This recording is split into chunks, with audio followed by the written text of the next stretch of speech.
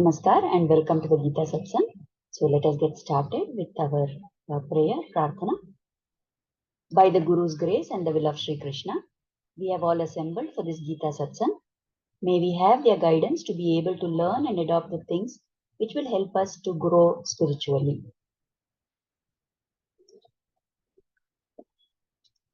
Let us go to the prayers. Let us chant the shlokas. Vasudeva Sutam Devam Kamsachanuramardanam Devaki Paramanandam Krishnam Vande Jagadgurum Krishnaya Vasudevaya Haraye Paramatmane Pranata Klesha Nashaya Govindaya Namo Namaha Namostu Te Vyasa Vishala Buddhe Kullara Vindaya Tapatra Netra Yena Tvaya Bharata Taila Purnaha Prajvalito Jnanamaya Pradipaha Ramanujadaya Patram Jnana Vairagya Bhushanam Srimad Venkatanathaaryam Vande Vedanta Deshikam Yo Nityamachyuta Padambuja Yugma Rugma Vyamohatastaditarani Trinaya Mene Asmad Guror Bhagavatosya Dayaika Sindhoho Ramanujasya Charanau Sharanam Prapadye. So offering prayers at the lotus feet of the Acharyas, let us now begin with our Shloka for today. So in the previous satsang, we have seen the Shloka 13 and 14. I'm sorry, in this PPT, I have forgotten to change this Shloka number. It should be actually 15 and 16 for today. So the Shlokas are correct, but I have not changed the number of the Shloka, I think. So let us see what Krishna continues to tell and advise to Arjuna. So there is a lesson for all of us also in that. So in the 15th shloka, Krishna continues. He is saying, Yam hi navyatayantete purusham purusharshabha samadukha sukham dhiram somritatvaya kalpate. So, O Arjuna, O noblest among men, that person who is not affected by happiness and distress and remains steady in both becomes eligible for liberation. So Krishna is addressing Arjuna as the most noble among men. And this we must remember, it is significant because Arjuna is such a noble person. He is such a great warrior. And not only he is a warrior in terms of external warfare, but he is also someone, you remember in the previous satsangs we have talked about how he is addressed as Gudakesha, the one who has conquered his sleep. And he has many other qualities which show that he is indeed a great personality. So he is one of the noblest among men. And yet he has all these doubts. So by addressing him like this, Krishna is maybe indirectly telling us that don't look down upon Arjuna because he is one of the noblest among men. And it is not enough for a person to be noble until they get turned to the path of bhakti to Lord, that whatever knowledge, whatever skill, whatever ability they have will not come to its greatest potential. So Krishna is calling out to Arjuna as, O noblest among men. What is it that Krishna is trying to tell Arjuna? Who is the person who is really the greatest among everybody? That one who is not affected by the duality. Duality means there are two things. Always we have noticed in our life also. There is happiness, there is sorrow. There is heat, there is cold. So many things come in terms of two, right? In a dual state.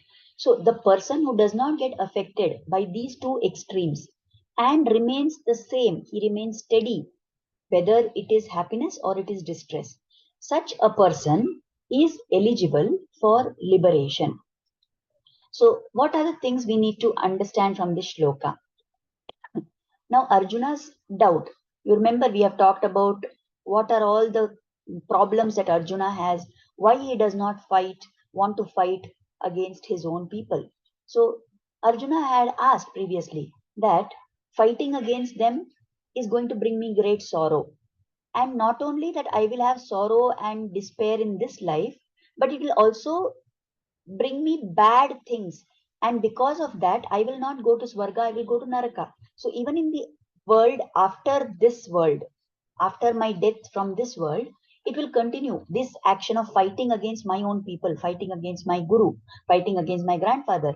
It is something that is going to bring me difficulty only or bad things my way. So why should I do that? Right? That is what is Krishna or Arjuna's question. And what is it that Krishna is telling Arjuna through this shloka? That you must do this fight. You must do what is your dharma. Why? So that you become eligible for moksha or liberation. Now, many of us, we have this kind of an idea, like we don't know clearly what happens after this life ends. Like we have talked in the previous satsangs about how at death, this body is left behind. Now, what happens to the Atma? Where does the Atma go? What status it takes? Who decides what happens to the Atma next? Right? So, the answer to all these questions is given in the Shastras, the Vedas, the Upanishads, especially in the Taittiriya Upanishad. It is talked about what is the path that the Atma takes. Right? In the Kaushitaki Upanishad also it is there. What path the Atma takes. Now, when Krishna is telling Arjuna that you have to do all this to become eligible for moksha, we need to understand that Krishna is not saying you need to do this to go to Swarga, because the whole concept of Swarga and Naraka, or like generally we know that Naraka means bad, it is hell, and nobody wants to go there.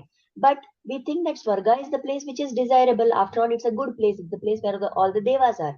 But then Swarga is also different from moksha. And for the sadhaka, for somebody who is on the sadhana path, what he wants is moksha and not swarga only. Right? So, how do we understand this whole thing? Now, depending on the school of thought, depending on whether it is the Dvaita philosophy or it is the Advaita philosophy or it is the Vishishta Advaita philosophy, there are small differences in what actually is the meaning of moksha, right? But we need not bother about all those differences. The one concept that is there that we need to understand is what happens to this Atma. Now, there are many of you also who have been asking me questions that what is this Atma? What happens to the Atma? Why the Atma is in a particular way, right? Or who decides what happens to the Atma? When first time that Atma was there, how did that birth come for that Atma? Why somebody is born as a human? Why somebody is born as an animal, right? So the answer to all this, to understand, we need to get some basic ideas. Uh, to explain those ideas, what I am going to explain is as per what is my Acharya and my Guru's explanation. So that is coming from the Vishishtadvaita school of philosophy. So what we say is, what the Acharyas explain is that at the time of Pralaya, at the time when there is nothing that has been created, all you remember we talked in the previous satsang about how there are three tattvas. There is chit, which is the atma, the jivatmas. There is achit, which is all the insentient beings and the inanimate objects. And there is paramatma or ishvara. So this chit and achit are attached to the paramatma. Now when paramatma does srishti, at that time all creation happens, and that is the time when the achit is having particular forms, and the jivatmas, they enter into particular bodies and they get that form. Now once that form has been given, once that life has come about, then whatever that atma does in that particular birth, right, so all that builds up. And when that life, when that particular body is thrown, when it is cast away, when there is death and release from that body, the Atma, along with the other few elements, like the prana, like the manas, like the indriyas, the pancha jnanendriya, the pancha karmendriyas, all this moves ahead. So whatever you did and gained in terms or lost in terms of your spiritual part of all these are all part of what we call as the sukshma sharira, the sthula sharira or the gross body is what is left behind. And it is made up of the Pancha Mahabhutas. It again merges into those Pancha Mahabhutas. So that part, the Sthula Sharira, is what is left behind in this at the time of death. And what moves ahead is the Sukshma Sharira. Now, that Sukshma Sharira carries the sum total of whatever you have gained or lost in this particular Janma. So, if I am somebody who has done a lot of bad deeds, then my account is full of the negative things. So that means I have accumulated this papa, and because of that, I will have to take birth in a particular kind of body, or I will go to Naraka. And once that whatever I have to undergo because of my papa karma, I finish all that, then I will come back to again to this earth. If I have done a lot of good deeds and I have accumulated a lot of punya, then as a reward for that, to finish experiencing the happiness which comes from the punya, I will go to the higher loka, which is the Swarga loka. That Atma will go there and it will finish that experience. But at the end of that, again, it will come back to this Bhuloka. Now, this is why it is so important that getting Janma in this Bhuloka is what everybody, even the Devas, aspire for. Because it is only from this human birth that we can get moksha. Now, if somebody has done a lot of good deeds, they go to Swarga, they finish that account, then they come back. If somebody has done a lot of bad deeds, they go to Naraka, they finish that account, they come back. Now, suppose there is somebody who has some mixed kind of an account. Now, that will get decided and the sum total of that. So, you may get born into one particular family. You may be born as an animal or you may be born as a plant. Now, we don't need to go into the details of how, who, what, and all that.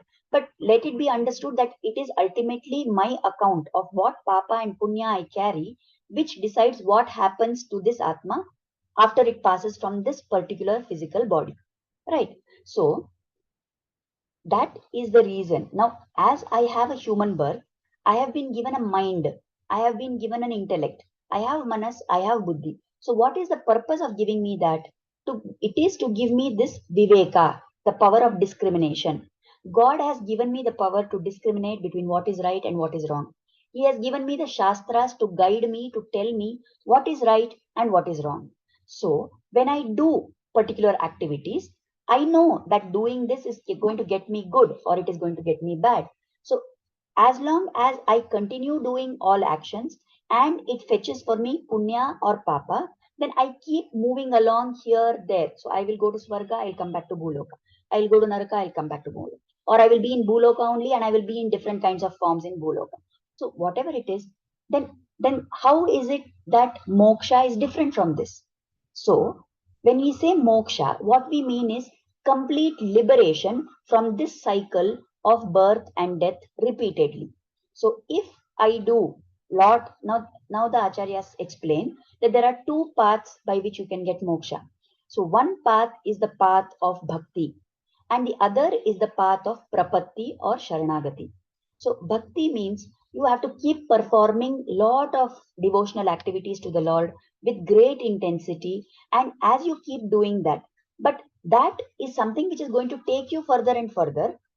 However, your account does not get changed. So whatever papa punya you have, according to that, the only thing that will happen is when you are doing a lot of bhakti, as you are becoming more and more sattvic, the kind of activities you do will change. So you will be in a situation where you are not going to get lot of papa and you may get punya. But once all your accounts are completely settled, then you get moksha. That is the idea of attaining moksha through bhakti marga. Now, the other path that I said, which has been propounded by all the Sri Vaishnava Acharyas, which Swami Ramanujacharya also talks about, and made very, important path. So that path is that of prapatti or sharanagati. So what they say is that you through an acharya offer yourself to the guru and through the guru to Lord. And when you do that sharanagati, then at the end of this birth which you are having, your accounts are all freezed. So there is no more account which is getting carried over and you go to moksha. So what is this concept of moksha? What does it mean, moksha? Moksha means going into Sri Vaikuntha and staying there in service of the Lord. So the Lord is there, and this Atma gets moksha, means it goes to Vaikuntha and stays there in service of the Lord. Right? So if I want to become eligible for this moksha, Krishna is saying, what is the path to that? You have to become one person who is not affected by happiness or by distress. You have to be somebody who is steady in all circumstances, and such a person is eligible for moksha. So if you are able to view with equanimity, with equality, both sukha and dukkha, such a person is eligible to reach Vaikuntha. Right? So that is from the 15th shloka we can understand. So Krishna is trying to tell Arjuna that do not get affected. You are saying that these are all my own kinsmen. They are all my own family people. They are my elders. They are my relatives. And you are saying, I don't want to kill them. I will get papa. I will feel distressed by killing them. So Krishna is trying to tell Arjuna that do not get affected. What you are seeing as Bhishma or as Drona or as somebody else, that Atma which is within them is eternal. That Atma is not temporary. It is only this body which will get killed. You cannot kill that Atma. So you learn to see what is your duty and do only that without getting affected by happiness and distress. And if you cultivate this steadiness of mind, then you will get moksha. You don't need to worry about papa, punya, and what account you are generating. Fine. So then we move over, continuing the same thought process. Arjuna is told about the next step. So Krishna is talking in the 16th shloka. And what he is trying to convince Arjuna now, that what is it that is the basic difference between the Atma and the Deha. So in the 16th shloka, Lord Krishna says, Na sato vidyate bhavo, na bhavo vidyate sataha, ubhayorapi drishtontas tvanayas tattvadarshibhihi. So what Krishna is trying to tell him, to Arjuna, is that there are some people who are able to see the truth.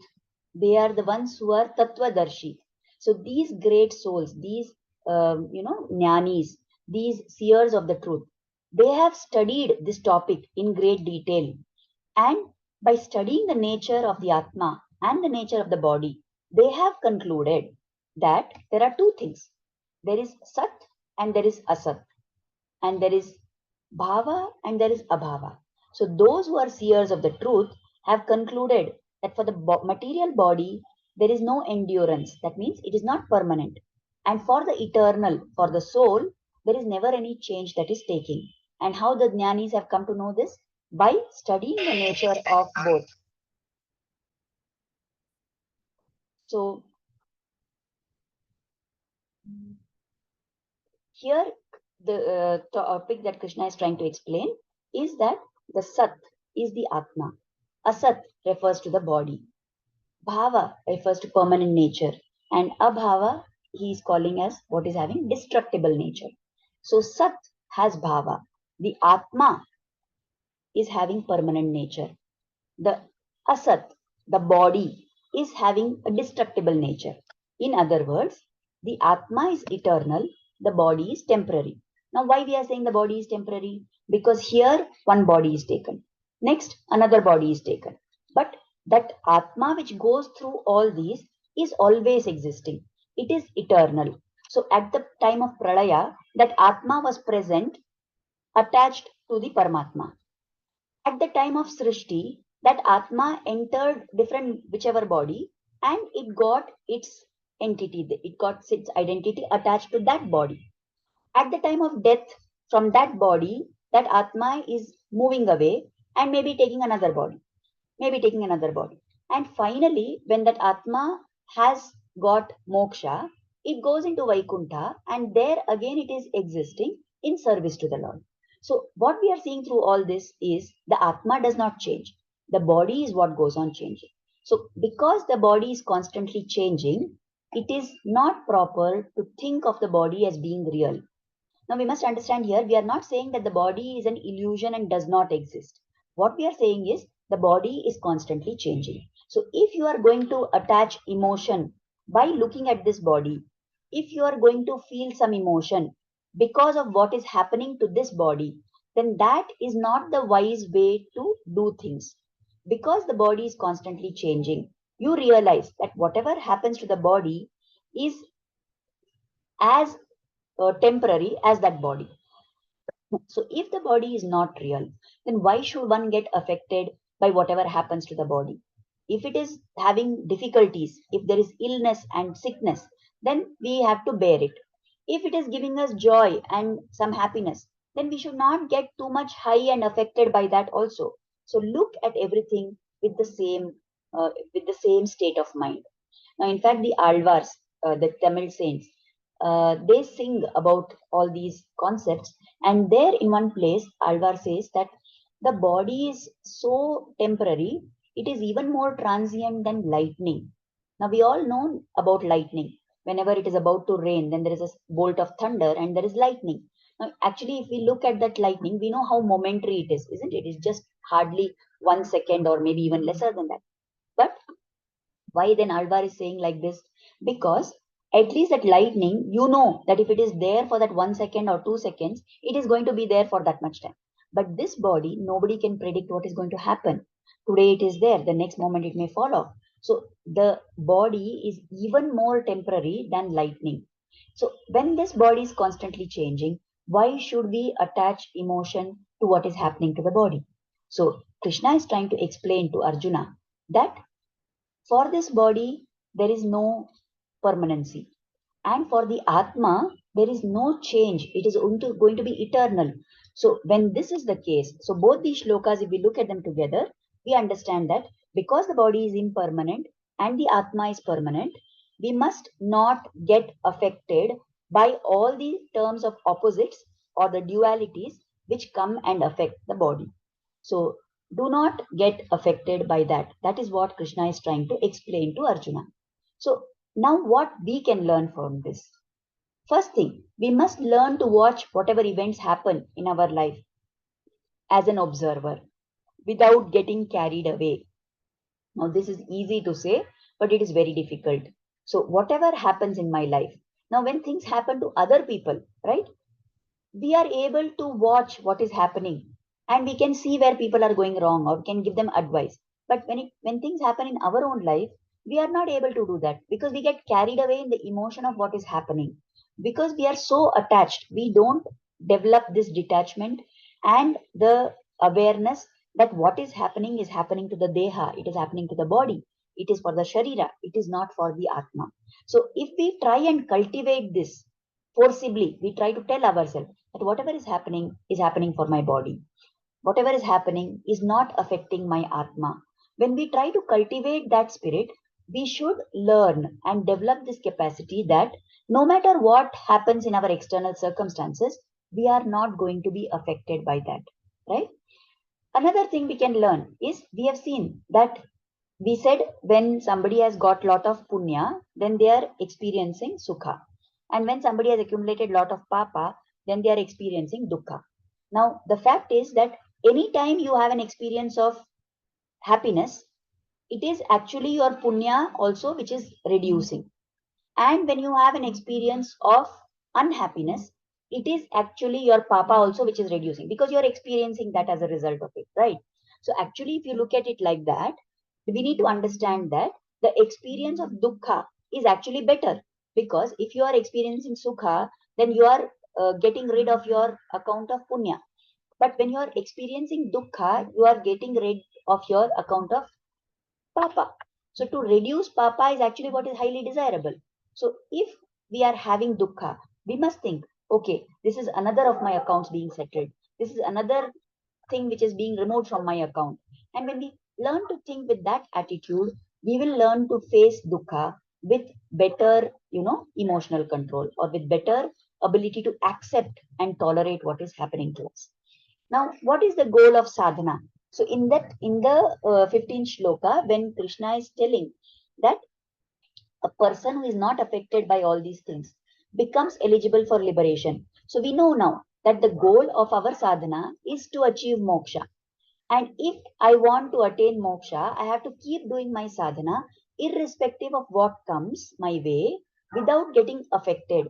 Now, many times we find that when we are doing sadhana, when we try to do some kind of spiritual practice, there are certain obstacles that come in our path. There are certain hurdles that come in our way. There will be a lot of difficulties that come to us, but we must learn to tolerate this and do whatever best we can, because we have to look at all these things as things which are coming, and they are coming, but I have to observe those. I have to observe myself, how I'm going through those difficulties, and I have to remain steadfast to my goal.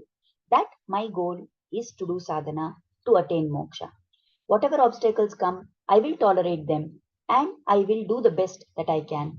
And with Lord's grace, I will go forward towards Him. Right? So these are some of the things that we can understand from these two shlokas. I hope I have tried to, I have given some clarity about this whole thing about Atma, what it is, how it is going. So there is another thing, that when I go ahead, you remember I said that when this Atma goes further, it carries what it has. Now, in our worldly life, if I have education, okay, let us say I do my PhD, I am highly educated in this birth, right?